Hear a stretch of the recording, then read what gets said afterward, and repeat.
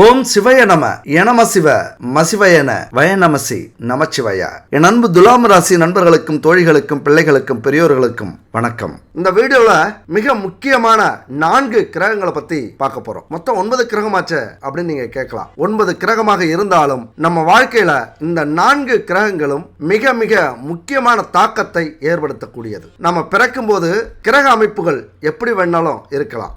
ஆனா நம்ம வாழ்ற வாழ்க்கையில ஒவ்வொரு கிரகமும் ஒவ்வொரு தாக்கத்தை நம்ம மேல செலுத்திக்கிட்டே இருக்கும். கோச்சார அடிப்படையில பலன்களை கொடுத்து கொண்டிருக்கிற இந்த 4 கிரகமும் துன்பங்களை எப்படி கொடுக்குது, இன்பங்களை எப்படி கொடுக்குது, என்னென்ன செய்ய போகுது, உங்க வாழ்க்கையில சந்தோஷத்தை அனுபவிக்கணும் அல்லது வாழ்க்கையில தொழில முன்னேறணும், குடும்பத்துல மகிழ்ச்சி இருக்கணும், கடன் பிரச்சனை தீரணும், இன்னும் சொல்ல போனா பணம் நமக்கு வாழ்க்கையில கொட்டணும், சுயமரியாதையோட வாழணும், கௌரவமா வாழணும், அதாவது பூனை மாதிரி இல்லாம சீறி வர்ற கால மாதிரி நம்ம வாழ்க்கையில எப்பொழுதுமே இருக்கணும் அப்படின்னு எல்லாருக்குமே இந்த ஆசைகள் இருக்கும். அப்ப இந்த 4 கிரகங்களுடைய தாக்கம் இந்த ஆசைகளுக்கு மிக மிக முக்கியமானது. இந்த 4 கிரகங்கள் தான் இந்த அத்தனை ஆசைகளையும் நமக்கு நிறைவேற்றக்கூடிய கிரகம். அதனால இந்த வீடியோ மிக முக்கியமான வீடியோ. கடைசி வரைக்கும் ஸ்கிப் பண்ணாம பாருங்க.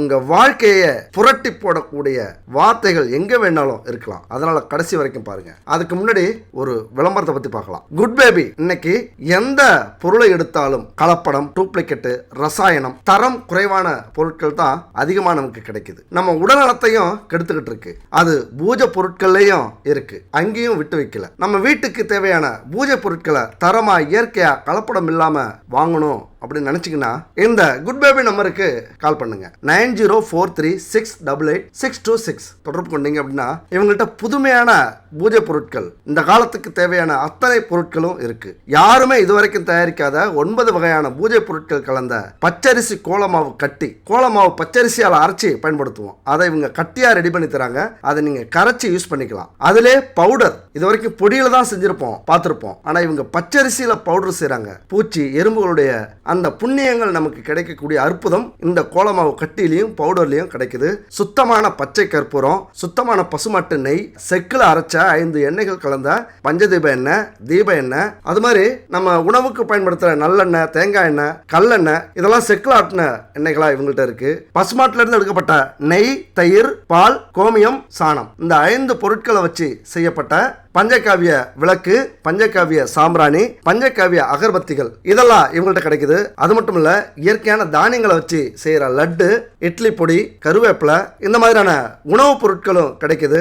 அதுபோல தேங்காய் எண்ணெய், 52 மூலிகை கலந்த தலையில தடவக்கூடிய தேங்காய் எண்ணெய்கள் இவங்கள்ட்ட கிடைக்குது. இப்படி இயற்கையா தரமா சுத்தமா கலப்படம் இல்லாத பொருட்களை வச்சு செஞ்ச 30 வகையான பூஜை பொருட்களும் உணவுப் பொருட்களும் இவங்கள்ட்ட இருக்கு. வாங்கி பயன்படுத்திங்க.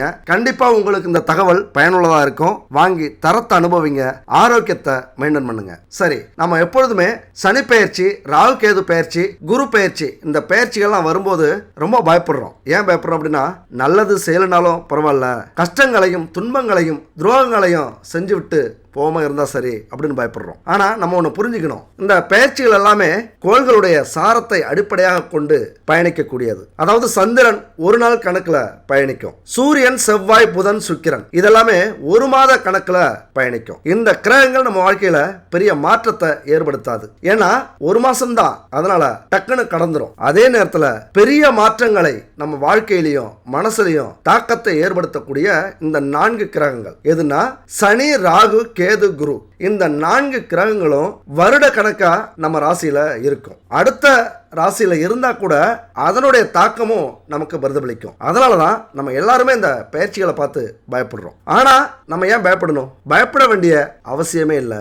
மடியில கனம் இல்லைன்னா வழியில பயம் இல்லை அப்படிங்கிற ஒரு பழமொழி உண்டு, கிராமத்துல சொல்லுவாங்க. ஏதாவது நம்ம பொருள் எடுத்துட்டு போனதான் எவனாவது திருடிடுவானோ அப்படின்னு நம்ம பயப்படணும். அதுபோல நம்ம வாழ்க்கையில யாருக்காவது துரோகம் செஞ்சோம், யாருக்காவது கஷ்டத்தை ஏற்படுத்தணும், யாரு பொருளையாவது அபகரிச்சோம், கெட்ட வழியில போறோம், கெட்ட வழியில பணம் சம்பாதிக்கிறோம், குடும்பத்துக்கு நேர்மையா இல்லாம குடும்பத்தை கஷ்டப்படுத்திட்டு இருக்கோம் அப்படின்னா தான் நம்ம கவலைப்படணும். அதே நேரத்துல இதுல எதுவுமே செய்யாம நம்ம பிறந்தோம், நேர்மையா வாழ்ந்தோம், நல்லா உழைச்சி குடும்பத்தை காப்பாற்றணும், நம்முடைய சந்ததியினருக்கு நேர்மையான வழியில பணத்தை சம்பாதிச்சு கொடுத்தோம், பல புண்ணியங்களை சேர்த்தோம், அடுத்தவங்களுக்கு உதவி செஞ்சு அப்படின்னா பயப்பட வேண்டிய அவசியமே இல்லை. எவ்வளவு பெரிய கிரகங்கள் வந்தாலும் சரி. அதுபோல நம்ம பிறக்கிற ஜாதகம் இருக்குல்ல, திசா புத்தியை தாண்டி எந்த ஒரு கோச்சார கிரகங்களும், அதாவது மாசம் மாசம் வரக்கூடிய கிரகங்களும் பெரிய நன்மை தீமைகளை நம்ம வாழ்க்கையில் ஏற்படுத்தவே முடியாது.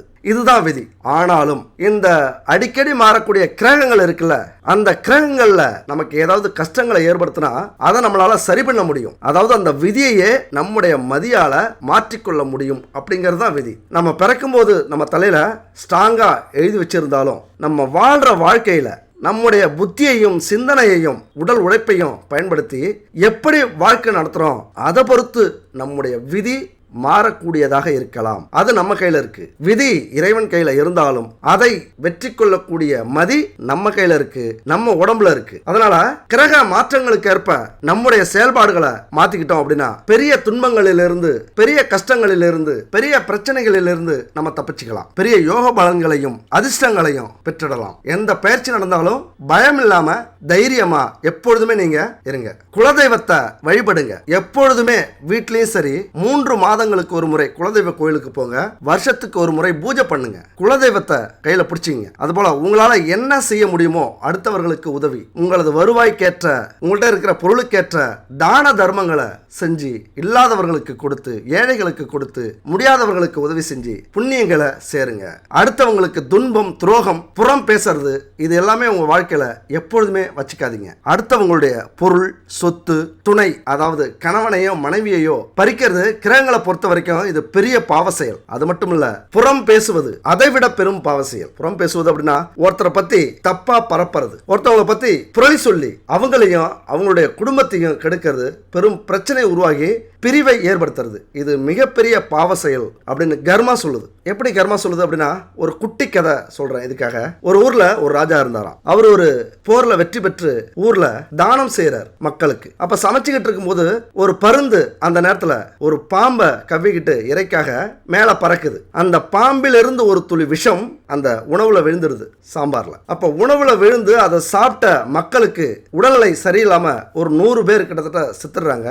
மற்றவங்க எல்லாம் மருத்துவரை பார்த்து சரி பண்ணிக்கிறாங்க. இப்ப சித்திரகுப்தன் குழம்புறாரு, இந்த பாவ கணக்கை யார் மேல சுமத்துறது, யார் கணக்குல எழுதுறது, இந்த பாவத்தை மன்னர் பேர்ல எழுதுறதா, தர்மம் செய்யணுங்கிற நல்லெண்ணத்துல தான் சாப்பாடு செஞ்சார், அவர் மேல குத்தல்ல. அந்த பருந்து இறைக்காக தான் பாம்பை தூக்கிட்டு போகுது, அது மேலேயும் குத்தல்ல. பாம்பினுடைய விஷம் அதுவா இறங்குது, அது வேணும்னேவும் அந்த சாப்பாட்டுல போடல. யாரு மேல இந்த பாவ கணக்கை எழுதுறது அப்படிங்கிறது குழப்பம் சித்திரகுப்தனுக்கு வந்துருச்சு. உடனே சிவனை பார்க்க போறாரு. எனக்கு குழப்பமா இருக்கு சிவபெருமானே அப்படிங்கிறார். பொறுத்திரு சித்திரகுப்தா, ஒரு ஜீவன் வரும் அப்படிங்கிறார். காலங்கள் போகுது.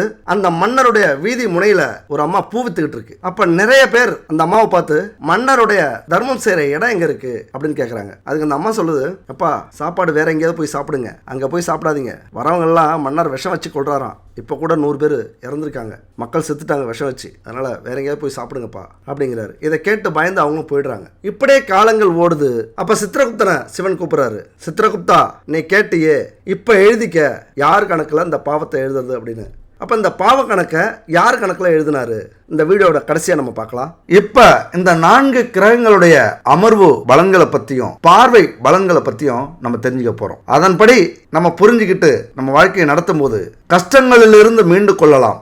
வாய்ப்புகள் இருந்தா பயன்படுத்திக் கொள்ளலாம். இதெல்லாம் நம்ம தெரிஞ்சிக்க வேண்டியது மிக மிக முக்கியமானது. இப்ப குரு பகவானை பத்தி பார்த்தோம்னா 7ஆம் வீட்டில் அமர்ந்து நல்ல பலன்களை கொடுத்துட்டு இருந்திருப்பார் இதுக்கு முன்னாடி. இப்ப 8ஆம் வீட்டில் வந்து அமர்ந்திருக்கிறார். 8ஆம் வீடு சுக்கிரனின் வீடு. உங்கள் ராசி அதிபதி சுக்கிர பகவான். அதனால ராசி அதிபதியோட வீட்டிலேயே வந்து குரு பகவான் அமர்ந்திருக்கிறார். இது வந்து அஷ்டம குரு அப்படின்னு சொல்லுவோம். அஷ்டம குரு பதற்றங்களையும் துன்பங்களையும் பயங்களையும் இதெல்லாம் தருவார் அப்படிங்கிற பயம் உங்களுக்கு தேவையில்லை. பயப்படவே பயப்படாதீங்க. ஏன்னா குரு பகவான் உங்க ராசி அதிபதி வீட்டிலேயே அமர்ந்திருக்கிறதுனால கண்டிப்பா அங்க நடக்கிற பிரச்சனைகளுக்கெல்லாம் தீர்வை கொடுப்பார்கள். என்ன கஷ்டங்கள் இருந்தாலும் அதிலிருந்து உங்களை நிவர்த்தி செய்து வைப்பார்கள் அவங்க. இப்ப குரு பகவான் தனவாக்கு குடும்பஸ்தானமான 2ஆம் வீட்டை பார்க்கிறார். அப்ப குடும்பத்துல அமைதி இருக்கும், பணவரவு இருக்கும். பணம் வந்தாலும் தங்களையே அப்படின்னு ரொம்ப கஷ்டமா இருந்திருக்கும் இது வரைக்கும். இனிமே அந்த பணப்புழக்கம்லாம் அதிகரிச்சு சேமிக்க முயற்சி பண்ணுவீங்க.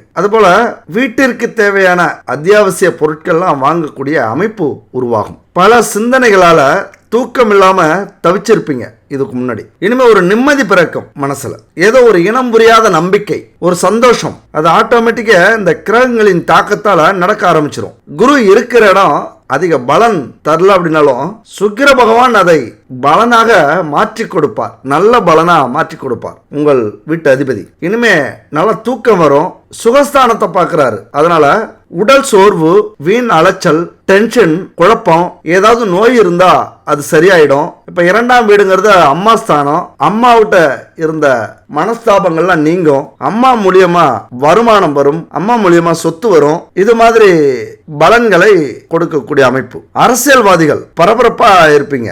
வீண் பேச்சுல நீங்க காலத்தை கழிக்க கூடாது. எந்த ஒரு விஷயத்தையும் ஆர்வமா நீங்க செய்யணும், ஆர்வம் காட்டணும் விஷயத்து மேல. அப்ப ஆர்வமா காட்டி சுறுசுறுப்பா செயல்படும் போது உங்களுடைய மேலிடத்தின் பார்வை உங்க மேல விழும். எப்படி குரு பார்வை விழுந்ததோ மேலிடத்துடைய பார்வை விழும் அப்படிங்கிறது உண்மை. பார்வை விழுந்ததுன்னா உங்களை கவனிக்க ஆரம்பிப்பாங்க. அந்த நேரத்துல மட்டும் நீங்க பரபரப்பா இல்லாம எப்பொழுதுமே பரபரப்பா இருக்கும்போது இதை 4 பேர் சொல்லுவாங்க, இப்போ மட்டும்தான் இப்படி இருக்காரா, எப்பொழுதுமே இப்படி இருக்காரா அப்படின்னு பக்கத்துலலாம் கேட்கும்போது அவங்க சொல்லுவாங்க, எப்பொழுதுமே இப்படி தான் இருக்காரு, பரபரப்பாக இருக்காரு, சுறுசுறுப்பாக இருக்காரு அப்படின்னு. அதுதான் அப்போ மட்டும் இல்லாமல் எப்பொழுதுமே இருக்கணும். அப்போ மேலிட பார்வை உங்கள் மேலே விழும்போது நல்ல பலனை அது கொடுக்கும். ஒரு கவனம் செலுத்துவாங்க, உங்கள்கிட்ட பல பொறுப்புகளை ஒப்படைப்பாங்க, தலைமை தாங்கக்கூடிய வாய்ப்பு உங்களுக்கும் அமையும். அதுபோல் அரசு துறையில் அந்த ஒரு எல்லாத்தையும் மெயின்டைன் பண்ற அந்த திறமையை வளர்த்துக்குங்க. அரசு துறையில மட்டும் இல்ல, தொழிலையும் சரி, வேலையிலையும் சரி, அது மாதிரி அமைச்சிக்கும் போது மேலிடத்து பார்வை உங்கள் மீது விழும்போது பல பொறுப்புகள் சேரும், பதவி உயர்வு கிடைக்கும், சம்பள உயர்வு கிடைக்கும். இந்த காலகட்டத்தில் உங்களது திறமையை நீங்க வெளிக்கொண்டு வர்றது ஒரு நல்ல அமைப்பு, நல்ல வாய்ப்பு அப்படின்னு சொல்லலாம். உங்க திறமை வெளி வந்துட்டாலே பல நல்ல விஷயங்கள் உங்க வாழ்க்கையில நடக்கும். உங்கள்கிட்ட இருக்கிற என்ன நல்லது என்ன கெட்டது, எதை நீங்க தொழிலாக மாற்றலாம், எதை நீங்க வேலையாக மாற்றலாம், குடும்பத்தை பிரச்சனையை எப்படி சரி பண்ணலாம், குடும்பத்தில் நடக்கிற சூழ்ச்சிகளை எப்படி கையாளலாம், எதிரிகள், இப்படி பல விஷயங்களை நீங்க சமாளிக்கக்கூடிய அமைப்பை இந்த 2ஆம் வீட்டு பார்வை கொடுக்கிறது. கணவன் மனைவிக்குள்ளார இருக்கிற சங்கடங்கள்லாம் தீரும், நல்லது நடக்க போகுது. வீட்டிற்கு தேவையான எல்லா பொருட்களையும் வாங்கி போட்டு சந்தோஷப்படுத்துவீங்க இந்த காலகட்டத்தில். அதுபோல குரு பகவான் 4ஆம் வீட்டை பார்க்கிறார். அடுத்தது உற்சாகமாகும் மனசு, தாயாருடனான வாக்குவாதங்கள் விலகும், தந்தை ஏதாவது சொத்து பிரச்சனை, தெரு பிரச்சனை, அக்கம் பக்கத்து வீட்டு பிரச்சனை இதெல்லாம் இருந்தா தந்தையால சரியாகும். புதிய வாகனம், புதிய சொத்து இதெல்லாம் வாங்கக்கூடிய அமைப்பு. அரசியல் இருக்கிறவங்களுக்கு இந்த காலகட்டம் ஒரு முன்னேற்றமான காலகட்டம், அரசு துறை. அதனால இந்த காலகட்டத்தை கொஞ்சம் பயன்படுத்திங்க. குரு பகவான் பார்வை பலனால பயன்படுத்திங்க. குரு பகவான் உங்கள் ராசிக்கு 12ஆம் வீட்டை பார்க்கிறார். அப்ப சுப செலவுகள் அதிகரிக்கும், நல்லதுக்காக செலவு பண்ண ஆரம்பிப்பீங்க, வீண் கவலைகள் இதெல்லாம் நீங்கும், புகழ்பெற்ற ஆன்மீக தளத்துக்கு போயிட்டு வருவீங்க கொஞ்சம் செலவு பண்ணி. இந்த காலகட்டத்தில் நல்ல செலவுகள் நீங்க செய்யும் போது கெட்ட செலவுகள் வராது. அதே நேரத்தில் குரு பார்க்கிறார்ல விரயஸ்தானத்தை, அதனால என்னன்னா நல்ல செலவு தான் நடக்கும். குரு பார்த்தாலே கோடி புண்ணியம். நல்ல விஷயங்களை முன்னெடுத்து செய்ய ஆரம்பிப்பீங்க, நல்ல விஷயங்களுக்காக செலவு பண்ண ஆரம்பிப்பீங்க. அப்ப செலவு பண்ணணும் அப்படின்னா நல்ல வருமானம் வரணும் தானே. அந்த வருமானமும் உங்களுக்கு கொடுத்து அந்த வருமானத்தை நல்லபடியா செலவு பண்ண வைக்கிறது, தேவையில்லாத செலவுகள் இல்லாம நல்ல செலவுகளாக குரு பகவான் மாற்றி கொடுக்கிறார் இந்த காலகட்டத்தில். அடுத்தது ராகு கேது, இவர்களுடைய பயிற்சி பலன்கள் எப்படி இருக்கு, இப்ப என்ன செஞ்சுக்கிட்டு இருக்காங்க, என்ன பலன்களை கொடுத்துட்டு இருக்காங்க அப்படின்னு பார்த்தா, ராகு களத்திர ஸ்தானத்திலிருந்து ரணருண ரோகஸ்தானத்துக்கு மாறி இப்ப பலனை கொடுத்துக்கிட்டு இருக்கார். கேது பகவான் ராசிஸ்தானத்துல இருந்து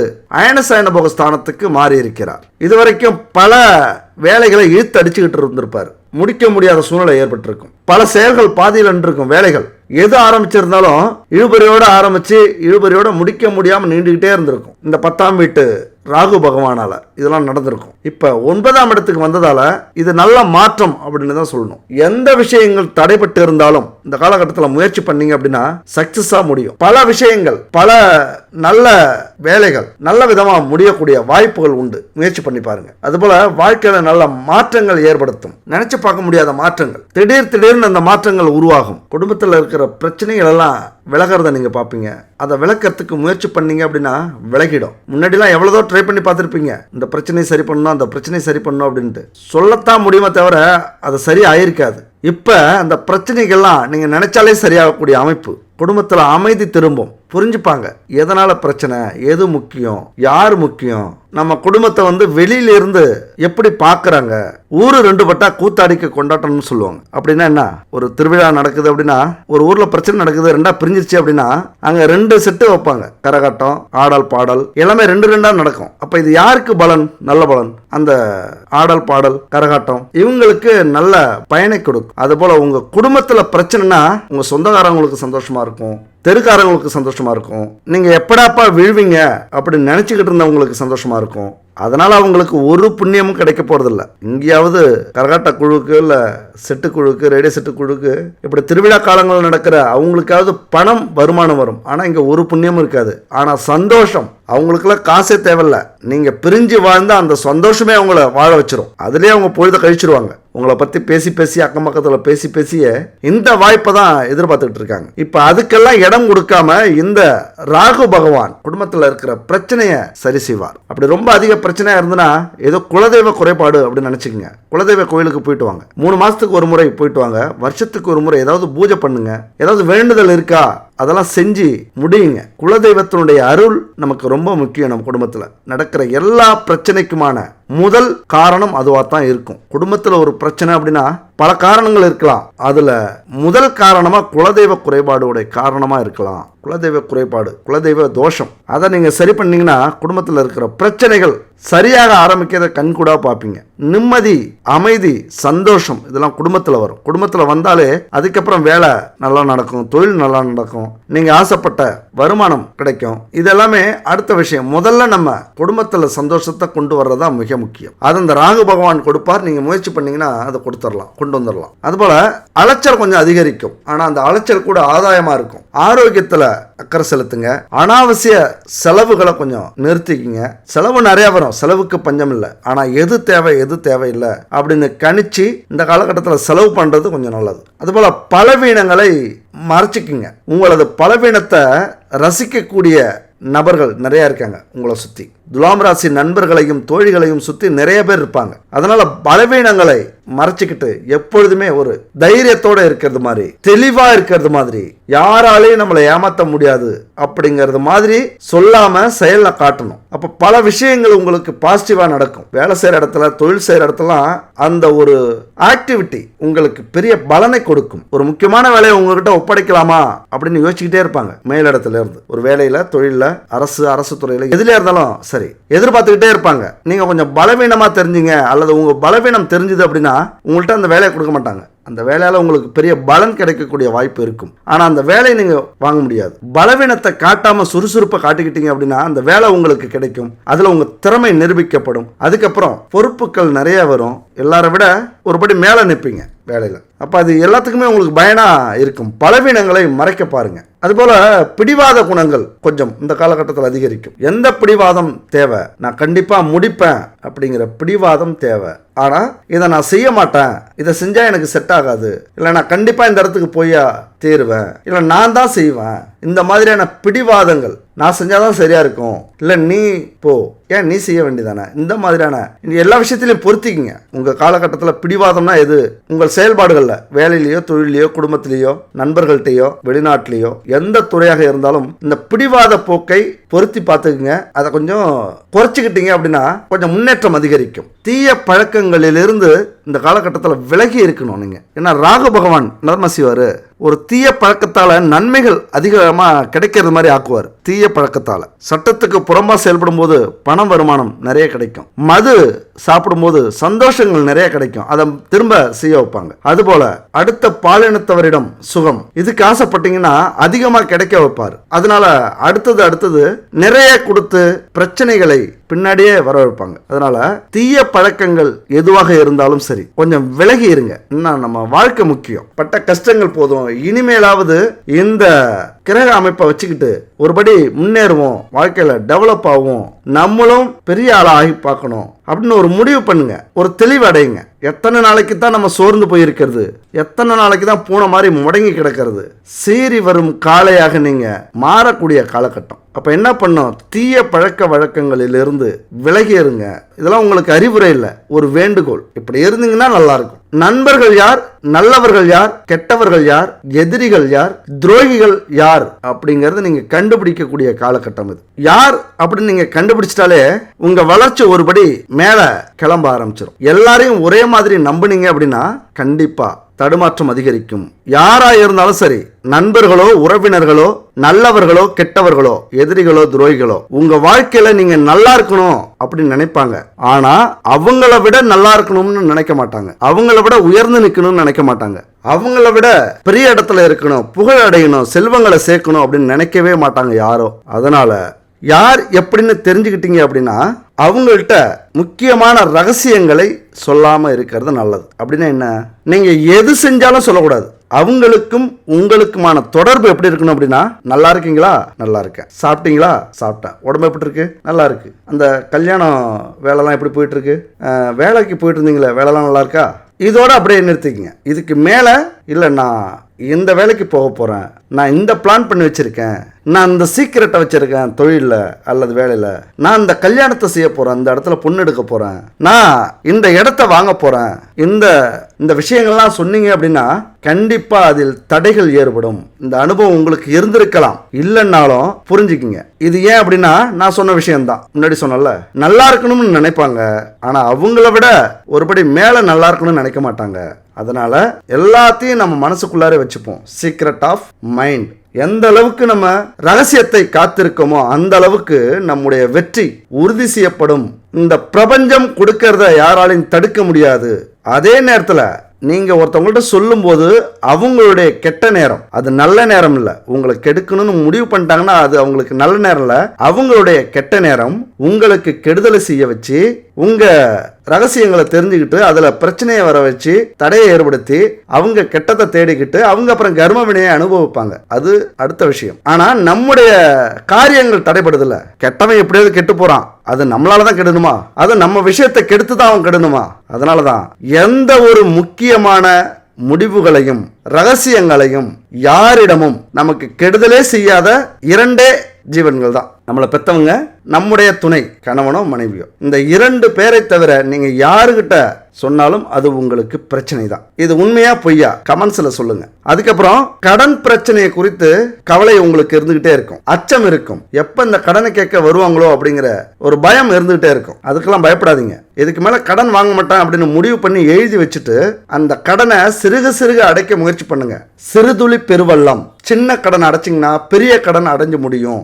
என்ன, இங்க கடன் வாங்குறது இந்த உலகத்துல பெரிய விஷயமே இல்லை. இன்னைக்கு கடன் கொடுக்கறதுக்கு நிறைய பேர் நிறைய வழியில காத்துக்கிட்டு இருக்காங்க. அதே சமயத்துல அந்த கடனை அடைக்கிறது மிகப்பெரிய போராட்டம். ஏண்டா பிறந்தோம், இந்த அவமானங்களை சந்திக்கவா பிறந்தோம், சாப்பிட கூட வழி இல்லாம இருந்துடலாம். ஆனா அந்த கடன் பிரச்சனையில இருந்தோம் அப்படின்னா நிம்மதி போகும், கௌரவம் போகும், பணம் போயிட்டே இருக்கும். இப்படி பல பிரச்சனைகளை சந்திப்பீங்க. கடன் பிரச்சனை தீர்க்கணும் முடிவு பண்ணிட்டீங்கன்னா சின்ன வேலையில சேருங்க, திறமையை காட்டுங்க. அந்த சின்ன சம்பளத்தை கொஞ்சம் குடும்பத்துக்கு பயன்படுத்துங்க, கொஞ்சம் கடனுக்கு பயன்படுத்துங்க. திறமை காட்டி பெரிய வேலையை அதை மாத்துங்க, பெரிய சம்பளத்தை வாங்குங்க, பெரிய கடன் அடையும். கடன் பிரச்சனை இது ஒரு சின்ன விஷயம்தான், இது ஒரு எடுத்துக்காட்டு தான். உங்களால உங்க சூழ்நிலைக்கு எப்படி ஒரு கடனை அடைக்க முடியுமோ அதுக்கேற்ற மாதிரி அடைக்க ஆரம்பிங்க. கண்டிப்பா கடனை இந்த காலகட்டத்தில் அடைக்கலாம். கேதுவின் பலனாக 3ஆம் வீடான கன்னியில் கேது பகவான் அமர்ந்திருக்கிறார். கேது உண்மையிலேயே நல்ல பலன்களை கொடுப்பார். வாடி இருந்த உங்கள் மனம் மலரும், குடும்பத்துல பிரச்சனைகள் தீரும், ஒற்றுமை அதிகரிக்கும். கலந்து பேசி ஒரு முடிவு எடுப்பீங்க. நீங்க கலந்து பேசினாலே ஆச்சரியப்படுவாங்க. எனக்கு தான் எல்லாம் தெரியும்ட்டு போனா இந்த பொண்ணு, எனக்கு தான் எல்லாம் தெரியும்ட்டு போனா, ரொம்ப நல்லவனா மாறிட்டானே, ரொம்ப நல்ல பிள்ளையா மாறிட்டால இந்த பொண்ணு, இப்படி உங்க குடும்பத்திலே ஆச்சரியப்படுவாங்க. அப்ப நீங்க என்ன நினைக்கிறீங்களோ அதை சாதிக்கலாம். இங்க நீ நான் அப்படிங்கிற கௌரவத்தை விட்டுட்டு நாம சிந்திச்சு நம்ம குடும்பத்தில் இருக்கிற பிரச்சனையை தீர்ப்போம், வேலையில் இருக்கிற பிரச்சனையை தீர்ப்போம், நம்ம குடும்ப தொழில் அந்த பிரச்சனையை தீர்ப்போம். இல்லை வெளிநாட்டில் யாராவது சிக்கிக்கிட்டாங்களா நம்ம குடும்பத்தில், அல்லது ஏதாவது ஒரு தொழில் நிறுவனத்தில் அசிங்கப்பட்டு அவமானப்பட்டு திறமைக்கேற்ற ஊதியம் இல்லாமல் இருக்காங்களா, அவங்களுக்கு எப்படி உதவி செய்யலாம். இப்படி குடும்பத்தில் இருந்து தான் எந்த ஒரு பிரச்சனைக்குமான தீர்வும் ஆரம்பிக்கவே முடியும். இது எத்தனை பேருக்கு தெரியும்னு தெரியாது. அப்போ கொஞ்சம் இறங்கி போனீங்க அப்படின்னா, ஏன்னா குடும்பம் தானே, நம்ம கூட பிறந்தவங்க தானே, நம்ம அப்பா அம்மாவை தானே, நம்ம பிள்ளைங்க தானே, எல்லாரையும் அரவணைச்சு நம்ம குடும்பத்துக்கான பிரச்சனையை தீர்ப்போம். எந்த பிரச்சனையா இருந்தாலும் சேர்ந்துட்டீங்க, ஒருத்தர் மனசுல இருந்தாதான் அது பாரம் எல்லாரும் மனசுக்கும் கலத்திரும். அப்ப பாரம் குறைஞ்சிரும்ல. 10 கிலோ பாரம் இருக்கு, கஷ்டம் இருக்கு அப்படின்னா ஒரு 5 பேர் இருக்காங்கன்னா ஆளுக்கு 2 கிலோவே கொடுத்துருவோம். அப்ப நமக்கு பாரம் குறைஞ்சிரும்ல. சரி, அவங்களும் யோசிக்க ஆரம்பிக்கிட்டோம். இதுல என்ன நம்ம குறைஞ்சிட போறோம், இதுல என்ன கௌரவம் இருக்கு. அப்ப ஆளுக்கு ஒரு ஐடியா சொல்லும் போது நமக்கு திடீர்னு நம்ம வேலை செய்யும், நம்ம புத்தி வேலை செய்யும். நம்ம ஒரு விஷயத்தை போக்கஸ் பண்ணுவோம், குடும்பத்துல இன்னொருத்தவங்க இன்னொரு விஷயத்துல போக்கஸ் பண்ணுவாங்க. அவங்க ஒரு தேடலை வைப்பாங்க. வயது வித்தியாசம் இல்ல, அந்தந்த வயசுக்கு ஏற்ற மாதிரி ஐடியா கொடுப்பாங்க. ஐடியா வரும். ஏன்னா குடும்ப நலனை மனசுல வச்சுக்கிட்டாங்கன்னா 1000 ஐடியா வரும். இப்ப கேது பகவான் அந்த வேலையை செய்வார். குடும்பத்துல ஒற்றுமையை உருவாக்குவார், அதன் மூலியமா சாதிக்க வைப்பார். பெரிய பெரிய தொழிலதிபர்களுடைய, அரசு அதிகாரிகளுடைய, வெளிநாட்டுல இப்படி பெரிய பெரிய நட்பு கிடைக்கும், எந்த துறையாக இருந்தாலும் சரி. அப்போ உங்க வீட்டுல யாருக்காவது ஒருத்தவங்களுக்கு அந்த நட்பு இருக்கும்போது அதை நீங்க இங்க பயன்படுத்திப்பாங்க. அதனால கௌரவத்தை விட்டு, ஈகோவை விட்டு ஒன்று சேருங்கள். குடும்பமாக சேரும்போது பெரிய பலனை உங்க குடும்பம் அனுபவிக்கும். எல்லாரையும் அரவணைச்சு போவீங்க. வயசு வித்தியாசம்லாம் பார்க்காதீங்க. குழந்தைகளா இருந்தானா பேசுவோம், பகிர்ந்துப்போம் நம்ம பிரச்சனைகளை. உனக்கெல்லாம் என்ன தெரியும், உன் வயசுக்கெல்லாம் இதெல்லாம் தேவையா அப்படிலாம் பார்க்காதீங்க. குழந்தைகளுக்கும் உங்களது கஷ்டங்களை கடத்துங்கள், அவங்களும் உணரட்டும். பெற்றவங்களுக்கும் சொல்லுங்க, ஃபுல்லா இவ்வளவு கஷ்டப்படுறான், அவர்களுடைய ஆசை உங்களுக்கு கிடைக்கும். அவர்கள் கொடுக்கிற தைரியம் இருக்குல்ல, வலுப்படுத்தும் உங்களை. பெற்றவங்க தானே. இப்ப நமக்கு தெரியாது, நம்ம ஒரு குழந்தை பெக்கும்போது தான் அதனுடைய அருமை தெரியும். நம்மளை எப்படி நம்ம பெற்றவங்க பொத்தி பொத்தி பாதுகாத்திருப்பாங்க, உசுரை கொடுத்து நம்மளை எப்படி காப்பாற்றி இருப்பாங்க. அந்த ஒரு 15 வயசு வரைக்கும் நம்ம ஒரு குழந்தைய பெற்று, அப்போ அந்த ஈகோ நம்ம குழந்தைகிட்ட நமக்கு இருக்குமா? அப்போ ஏன் நம்ம பெற்றவங்கள்ட்ட அந்த ஈகோ காட்டுறோம்? இங்க அவர்களுடைய ஆசீர்வாதம் நமக்கு தேவை. அப்பதான் நம்ம வாழ்க்கையில முன்னேற முடியும். இதை கேது பகவான் செய்வார். எல்லா பிரச்சனைகளுக்குமான தீர்வுகளை குடும்பத்தின் மூலியமா கேது பகவான் கொடுப்பார். அடுத்தது சனி பகவான் உங்க ராசிக்கு 7, 2, 11ஆம் இடங்களை பார்க்கிறார். அப்ப 2ஆம் வீட்டை பார்க்கும்போது கொஞ்சம் கவனமா பேசணும். எந்த ஒரு விஷயத்தையும் விளையாட்டா சொன்னா கூட அது வினையாக மாறும். கொஞ்சம் சீரியஸா இருங்க. காமெடி செய்யற நேரம் ஒன்று இருக்கும். ஒரு குடும்பத்திலேயோ ஒரு நண்பர்களுடையோ அல்லது உறவுகள்கிட்ட சேர்ந்திருக்கும் போதோ காமெடி பண்ணலாம், ஒரு விழா காலங்களில், ஒரு சுப நிகழ்ச்சிகளை. ஆனால் எல்லா இடத்துலையும் எந்த ஒரு பேச்சுக்கும் ஒரு காரணம் இருக்கணும், அது பலனா இருக்கணும். தேவையற்ற பேச்சை பேசி, விளையாட்டா பேசி, கவனம் இல்லாம பேசி பிரச்சனையை உருவாக்கக்கூடிய அமைப்பு இந்த சனி பகவானால், இந்த 2ஆம் வீட்டு பார்வையால. உங்களை அறியாமல் உணர்ச்சி வசப்படுவீங்க. நீங்க பேசுறது தப்பாயிடும், உணர்ச்சி வசப்படுவீங்க. அது பிரச்சனையாக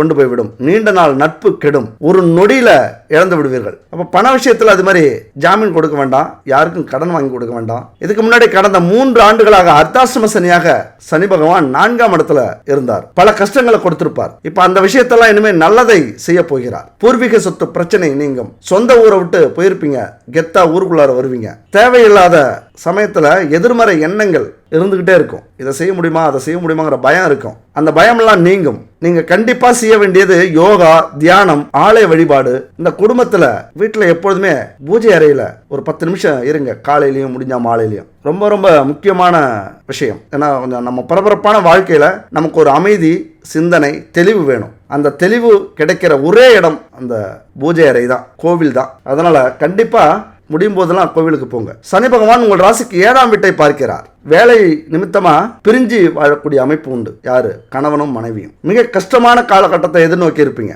அதெல்லாம் பார்த்துட்டு இப்ப வந்திருப்பீங்க, கடந்து வந்துட்டீங்க. குடும்பம் இனிமே ஒன்று சேரும். வீடு, வண்டி, வாகனம் எல்லாமே உங்க கைக்கு கிடைக்கும். இழந்ததை மீட்பீங்க, இல்லைன்னா புதுசா வரவழைப்பீங்க, புதுசா வாங்குவீங்க. இருக்கிற எல்லா கடன் பிரச்சனையும் தீரும், முடிவுக்கு வரும். இந்த 7ஆம் வீட்டு பார்வை அற்புதமானது. அதாவது எல்லா விதத்திலையும் உங்களுக்கு சாதகமா இருக்கு இந்த 3, 4 கிரகங்களும் அப்படின்னு நினைச்சுக்கங்க. நம்ம எண்ணமே நம்மளை உயர்த்தி பிரச்சனையை போக்கும். பாதி பிரச்சனை சரியாயிடும். எல்லாமே சரியா இருக்குப்பா, நம்ம தான் கஷ்டப்படணும், நம்ம தான் சிந்திக்கணும், செயல்படணும், ஈகோ விடணும், எந்த பிரச்சனையும் வச்சுக்க வேண்டாம். கஷ்டம் வருதா கர்ம விடன்னு நினைச்சிட்டு போயிட்டே இருப்போம். இதை உங்க மனசுல நினைச்சுக்கங்க. அடுத்து சனி பகவான் 11ஆம் வீட்டை பார்க்கிறார், லாபஸ்தானம். அப்ப திடீர்னு லாபம் வரும். இது வரைக்கும் நஷ்டமா போயிட்டு இருந்த உங்க மேல தப்பே இல்லை, ஆனா நஷ்டமா போயிட்டு இருந்தது. நீங்க நியாயப்படிதான் பிசினஸ் பண்றீங்க, வியாபாரம் பண்றீங்க, வேலை செஞ்சிட்டு இருக்கீங்க அப்படின்னா எல்லாமே அதை திருப்பி உங்களுக்கு கொடுக்கக்கூடிய காலகட்டம். ரிவெஞ்ச் எடுக்கும். நீங்க ஏமாத்திருந்தீங்க அப்படின்னா லாபத்தை கெடுக்கும். நீங்க நியாயமா இருந்தீங்க அப்படின்னா லாபத்தை கொடுக்கும். இதுதான் சனியனுடைய பார்வை. இதை நீங்க புரிஞ்சுக்கணும். எப்படி உங்கள் வாழ்க்கை முறை இருந்ததோ அதுக்கேற்ற மாதிரி மாற்றம் அடையும். இந்த காலகட்டத்தில் எல்லாரும் உதவி செய்வாங்க. இழுபறியா இருந்த வேலைகள் முடியும். கடன் கொடுத்த பணம்லாம் வசூலாகும். வர வேண்டிய எந்த பணமாக இருந்தாலும் தடையில்லாம உங்களை சேரும். எப்பொழுதுமே இந்த விஷயத்தை செய்யுங்க. பரிகாரங்கள் பல உண்டு. இது ஒரு சிம்பிள் பரிகாரம். பச்சரிசி கோலமாவு பரிகாரம். பாரம்பரியமா நம்ம வீட்டில் முன்னோர்கள் சொல்லிக் கொடுத்த பரிகாரம். நம்ம வீட்டில் பச்சரிசி மாவால் கோலம் போடுறோமோ என்னன்னு தெரியாது, ஏன்னா காலகட்டம் மாறி போச்சு.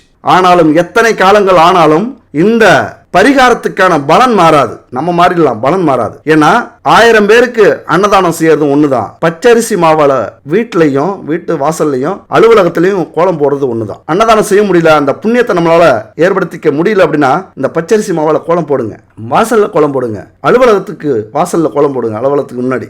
அற்புதமான பலனை கொடுக்கும். இது மிகப்பெரிய பரிகாரம். அந்த மகத்துவத்தை நீங்க உணர்ந்தாதான் உங்களுக்கு புரியும். பச்சரிசி மாவால கோலம் போடுங்க, மண்ணால பொடியால கோலம் போடாதீங்க. உங்களால தினமும் செய்ய முடியல, பச்சரிசியை அரைச்சி கோலம் போட முடியல அப்படின்னா இந்த நம்பருக்கு கான்டாக்ட் பண்ணுங்க. குட் பேபி இந்த நம்பருக்கு கான்டாக்ட் பண்ணுங்க. ஸ்கிரீன்ல இருக்கு பாருங்க, கான்டாக்ட் பண்ணுங்க. 9 வகையான பூஜை பொருட்களை கலந்து பச்சரிசி கோலமாவை கட்டி பவுடர். பச்சரிசி மாவுல பவுடர் நீங்க பார்த்துருக்க மாட்டீங்க, மண் பொடியால தான் கோலம் விட்டுட்டு இருப்பாங்க. இப்போ பச்சரிசி மாவால பவுடர் அருமையா ரெடி பண்ணி தராங்க. கான்டாக்ட் பண்ணி வாங்கிக்கிங்க, புண்ணியங்களை சேருங்க. பரிகாரம் நம்ம வாழ்க்கையில முக்கியமா அப்படின்னு கேட்டா 100% முக்கியமானது. ஏன்னா நாம தெரிந்தோ தெரியாமலோ செய்த குற்றங்கள், பாவங்கள், தவறுகள் நிறைய இருக்கும். அதுல ஒவ்வொன்றுக்கும் ஒரு எதிர்வினைகள், கர்ம வினைகள் நடந்துகிட்டு இருக்கும். அதை முழுசா நம்மளால நீக்க முடியலனாலும் குறைச்சிக்கலாம். இறைவன் கொடுக்கிற அந்த தண்டனையிலிருந்து நாம கொஞ்சம் விடுபடலாம். அதாவது நீயா எடுத்துக்கிறியா, நானா கொடுக்கட்டுமா, இறைவன் கேட்கிறார். அப்போ மனிதன் என்ன நினைக்கிறான், நம்மளாவே எடுத்துப்போம். அந்த வலிய, அந்த கஷ்டங்களை, தன்னையே வருத்திக்கிற அந்த துன்பத்தை நம்மளாவே எடுத்துப்போம். அது போல எடுத்துக்கிறது தான் இந்த நேர்த்திக்கடன், பரிகாரம், பாத யாத்திரைகள், கிரிவலம், உண்ணாவிரதம். இப்படி அவங்களே கஷ்டப்படுத்திக்கிறது தான் பரிகாரங்கள். அப்ப இறைவன் கொடுக்கிற தண்டனையிலிருந்து மீளணும் அப்படின்னா இது மாதிரியான பரிகாரங்களை நம்ம செஞ்சு நம்மளே நம்ம வருத்திக்கிட்டோம் அப்படின்னா, அதாவது தன்னை வருத்தி கொள்ளாத எந்த ஒரு பரிகாரமும் அதிகமா வெற்றியாகாது, அதிக பலனை கொடுக்காது. ஏன்னா அந்த துன்பத்திலிருந்து நம்ம மீளணும் அப்படின்னா அதற்கு இணையான துன்பங்களை நம்ம பெற்றுவிட வேண்டும். அது நம்மளா அந்த துன்பத்தை அடைஞ்சுக்கணும். இறைவன் கொடுத்தால் மிக கொடுமையாக இருக்கும். எப்படி? மிக மிக கொடுமையாக இருக்கும். ஏண்டாப்பா இந்த ஜென்மம் எடுத்தோம், இந்த மனித பிறவி ஏன் எடுத்தோம், நமக்கு ஏன் இப்படி வந்தது அப்படின்னு நம்ம நினைக்கணும். நோய், கடன் பிரச்சனை, கடன் மன உளைச்சல், கோர்ட்டு கேஸு, வம்பு வழக்கு, இப்படி பல துன்பங்களை நம்ம அனுபவிக்க வேண்டி வரும் கடவுளா கொடுக்கும்போது. அதனாலதான் இந்த பரிகாரங்களை நம்மளே செஞ்சோம் அப்படின்னா, நம்மளே அதற்கு இணையான வருத்தத்தை, உடலை வருத்திக்கிட்டோம் அப்படின்னா கண்டிப்பா பாவங்கள் குறையும், இறைவன் கொடுக்கக்கூடிய தண்டனைகள் குறையும். அப்ப சனி பயிற்சி, குரு பயிற்சி, ராகு கேது பயிற்சி இதெல்லாம் மிக முக்கியமானது நம்ம வாழ்க்கையில. ஏன் அப்படின்னா 1 வருஷத்துக்கு மேல இருக்கக்கூடியது. சனி பயிற்சிலாம் 2.5 ஆண்டுகள் நம்ம வாழ்க்கையில தொடர்ந்து இருக்கும். அதனால இந்த 4 கிரகங்களால ஏற்படக்கூடிய தோஷங்கள் மிக கொடுமையானது. திருமணம் தடைபடும், திருமணம் ஆனவங்களுக்கு குழந்தை பாக்கியம் தள்ளி போகும், நோய், தீராத நோய், கஷ்டங்கள், துன்பங்கள், அவமானங்கள், கௌரவ பிரச்சனை, துரோகங்கள், எதிரிகளுடைய தொல்லை, அதுபோல தொழில் முடக்கம், வேலை இல்லாம விரட்டப்படுறது, இப்படி பல துன்பங்களுக்கு ஆளாவும் நம்ம. அப்ப அந்த தோஷத்துக்கான பரிகாரமாக இந்த தோஷத்தை நீக்கக்கூடிய பரிகார ஸ்தலங்கள் இருக்கு. அங்க போய் வழிபட்டாலே பல கஷ்டங்கள் நமக்கு நீங்கும். அந்த பிரச்சனையிலிருந்து நம்ம விடுபடலாம். வழக்கமா வீட்டில் விளக்கேத்தி, கற்பூரம் ஏத்தி, அகர்பத்தி, சாம்பிராணி தூவி நம்ம கும்பிடுறது ஒரு பக்கம் இருந்தாலும், இது என்னைக்குமே வாழ்க்கையில் பிரச்சனை இருக்கிறவங்க இதெல்லாம் வீட்டில் என்னைக்குமே செய்யுங்க. இதுக்கு பல நன்மைகள் உண்டு. மனம் நிம்மதி பெறும். எதிர்வினைகள், கெட்ட சக்திகள், கெட்ட எண்ணங்கள் இதெல்லாமே நம்ம வீட்டில இருந்து போகணும் அப்படின்னா எப்பொழுதுமே தீப தூபங்கள் நம்ம வீட்டில் நடைபெற்று கொண்டே இருக்கணும். அதுபோல பிரதோஷ காலத்துல குடும்பத்தோட கோவிலுக்கு போயிட்டு வாங்க, சிவாலயங்களுக்கு. ஏன்னா அங்க நவ கிரகங்கள் சிலை இருக்கும், அதை சுத்தி வாங்க. அதுபோல கருப்பு உளுந்து தானம் கொடுக்கலாம், எள்ளு கொள்ளு தானம் கொடுக்கலாம். இந்த 4 கிரகங்களுக்கும் இது ரொம்ப நல்லது. அப்ப இந்த காலத்துல நம்மளால எள்ளு கொள்ளு தானம் கொடுக்க முடியல, இந்த காலத்துல அதெல்லாம் சாத்தியமா அப்படின்னா அதுக்கு இன்னொரு வழி இருக்கு. லட்டுகள், எள்ளால செஞ்ச, கொள்ளால செஞ்ச உருண்டைகள், இதை கொண்டு போய் நம்ம வயசானவங்களுக்கும் குழந்தைகளுக்கும் கொடுக்கும்போது அந்த பரிகாரங்கள் நிவர்த்தி ஆகும். இந்த பரிகாரத்தை எடுத்துங்க, சூப்பரான பரிகாரம். இந்த லட்டை வச்சு நான் அந்த பரிகாரத்தை சொல்றேன், நல்லா கேட்டுங்க.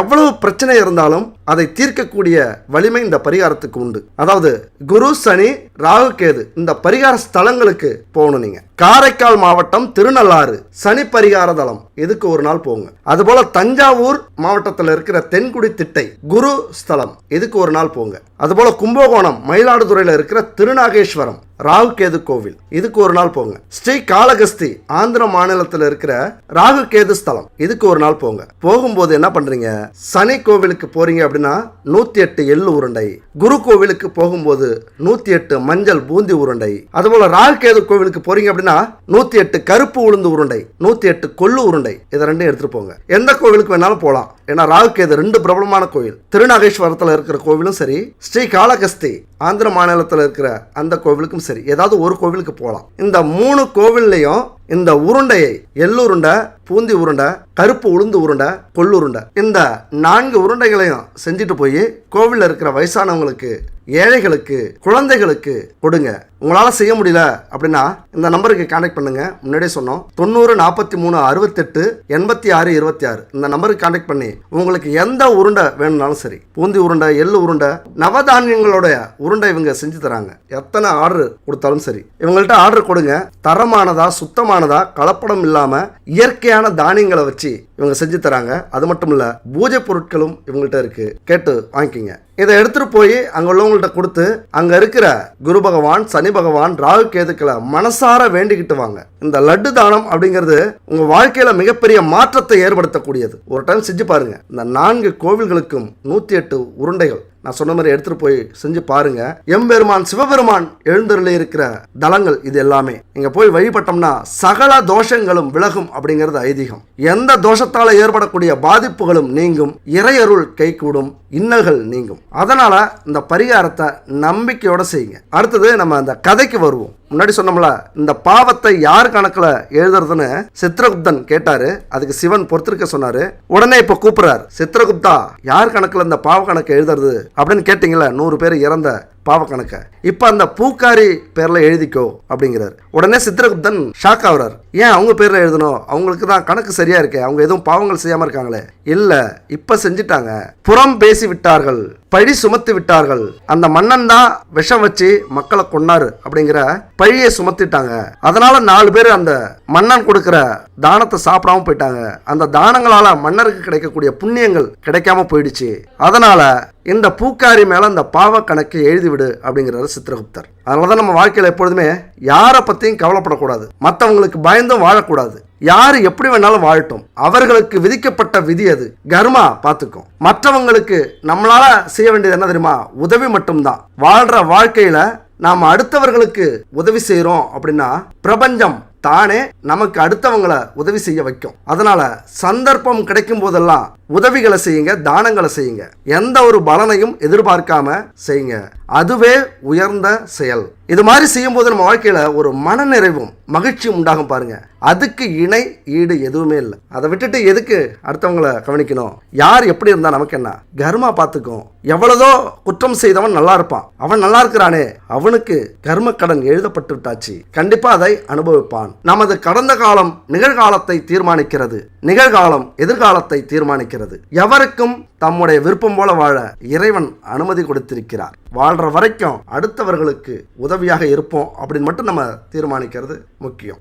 அதனால அச்சப்பட வேண்டாம், இந்த கிரகம் அதை செஞ்சிருமோ, அந்த கிரகம் இதை செஞ்சிருமோ அப்படின்னு. அப்ப கர்ம வினைகள் படி நடக்கக்கூடிய இந்த வாழ்க்கையில போர்க்களத்துல சீறி வர்ற காளைகள் மாதிரி நம்ம எந்த துன்பங்களாக இருந்தாலும் நம்மளை அடக்கி ஆள முடியாது. நம்ம முடிவு செஞ்சோம்னா நம்ம தான் அடக்கி ஆளணும். அதனாலதான் மற்றவங்களுக்கு பயந்து மற்றவர்களை பார்த்து வாழ வேண்டிய அவசியமும் இல்லை நமக்கு. அவனுக்காக அப்படி வாழ்ந்து, இவனுக்காக அப்படி பேசி, அவனுக்காக அப்படி நடந்து, இவனுக்காக இப்படி நடிச்சு சப்பா முடியல. நமக்கு உதவி தேவைப்படுற நேரத்துல ஒருத்தனும் வரமாட்டான், ஒருத்தனும் இருக்க மாட்டான், எல்லாம் காண போயிடணும். அதனால தான் இந்த பிரபஞ்சத்தை புரிஞ்சுக்கிட்டா, நாம யாருன்னு தெரிஞ்சுக்கிட்டா, நம்ம கிட்ட இருந்து பயம் போயிட்டா, புதுசா நம்பிக்கை பிறந்துட்டா, இந்த பூமியில எனக்கு ராஜாவானா வாழுற, எதுவும் இல்லைன்னாலும் ஆளுற, ரகிட ரகிட ரகிட ஹே ரகிட ரகிட ரகிடன்னு போயிட்டே இருக்கலாம். இந்த கடவுள் நமக்காக 24 மணி நேரத்தை கொடுத்திருக்கிறார்.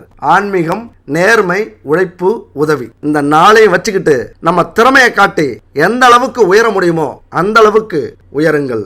அடுத்தவரோட ஒப்பிட்டு நம்ம பொன்னான நேரத்தை வீணடிக்க வேண்டாம். வாழ்க்கை எல்லாருக்கும் ஒரே மாதிரியான சந்தர்ப்பங்களையும் வாய்ப்புகளையும் கொடுக்காது. அப்படி கிடைக்கிற வாய்ப்பை இழக்காம பயன்படுத்திப்போம். வாழ்க்கை சிறப்பா அமையும். சரியான சந்தர்ப்பத்துல சரியான வாய்ப்பு கிடைச்சா நம்மளும் கோடீஸ்வரன் தான். யாருக்கு தெரியும், ஒரு நல்ல வாய்ப்பு நம்ம வாழ்க்கையை புரட்டி போடலாம். அதுக்காக காத்திருப்போம். அது பக்கத்துல தான் இருக்கு, பக்கத்துல இருக்கும். உங்க வாழ்க்கை ஒரு நாள் உங்களுக்கு பிடிச்சது மாதிரி மாறும். நீங்களும் கோடீஸ்வரனா மாறுவீங்க, புகழ் அடைவீங்க. அது வரைக்கும் காத்திருக்க பழகுங்கள். காய் கனியாகும் வரைக்கும் காத்திருங்கள். உங்க நேர்மையான உழைப்பு வெற்றியாகும் வரை காத்திருங்கள். என்னைக்கும் சிவன் இருக்க எவனுக்கும் பயப்படாதீங்க. நீங்கள் வெற்றி பெற என் மனமார்ந்த வாழ்த்துக்கள். நன்றி, வணக்கம்.